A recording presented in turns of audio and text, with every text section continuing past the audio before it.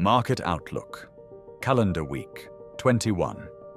Calendar Week 20 was not a classic calendar week, but an event-driven picture shaped by macro data, credit stress, regulation, and geopolitics. Digital assets operated in an environment where no single data point led the market. Instead, the combined effect on the dollar, yields, liquidity, and risk budgets defined the structure. China delivered mixed activity signals. The United States remained in focus through inflation, consumption, and the housing channel, while Europe showed weak momentum. For the crypto market, this created a tightly guided environment with selective capital allocation and limited market breadth. At the same time, several news streams intensified. The debate about a possible AI bubble shifted more strongly into the credit channel. High investments in data centers, financing through private credit, and rising sensitivity to refinancing met the question of whether the expected returns from AI infrastructure would become visible quickly enough.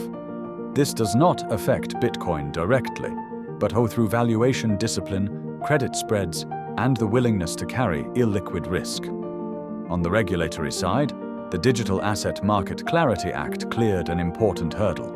This does not yet create a finalized regulatory framework, but it reduces part of the uncertainty around market structure and responsibilities in the United States. At the same time, the process remains political and therefore an event risk. The credit system also showed signs of stress. The focus was on private credit structures, refinancing, and potential liquidity gaps. Such tensions transmit through risk premia, balance sheet reduction, and defensive capital allocation. The Iran conflict remained an ongoing disruptive factor. The situation around the Strait of Hormuz, energy flows, and shipping kept energy prices, freight costs, and hedging costs in focus. The transmission chain is mechanical. Energy and transport affect inflation.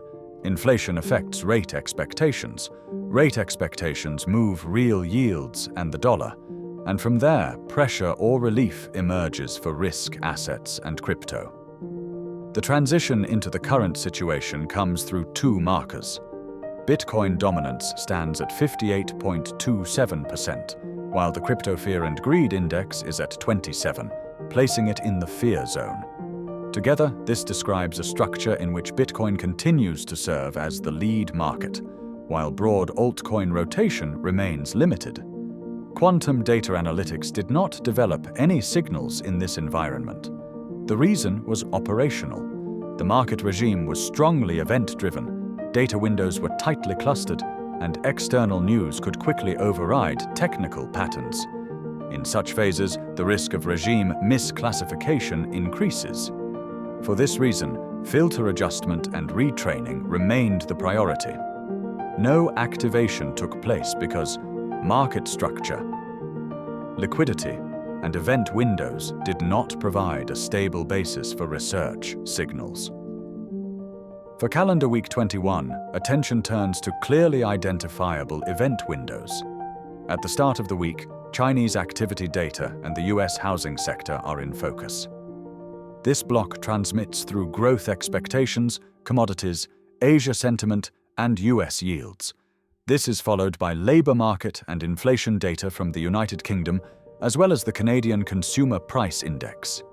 These data points run through currencies, government bonds, and expectations for the global rate path. By midweek, China's loan prime rates, the UK Consumer Price Index, and the FOMC minutes move into focus. The Fed minutes provide insight into the reaction function and financing conditions. The transmission channel remains Fed tone, dollar, real yields, risk assets, digital assets. On Thursday, purchasing managers' indices from Germany, the Euro area, and the United States follow, along with US initial jobless claims. Toward the end of the week, the focus shifts to Japan CPI, UK retail sales, the IFO Business Climate Index, and Chinese M2 data. The geopolitical situation remains a parallel disruptive factor. When energy, transport, and risk premia act together with macro data, market reactions become less clearly readable. For research signal development, clear market absorption, stable spreads, and traceable volume therefore remain essential.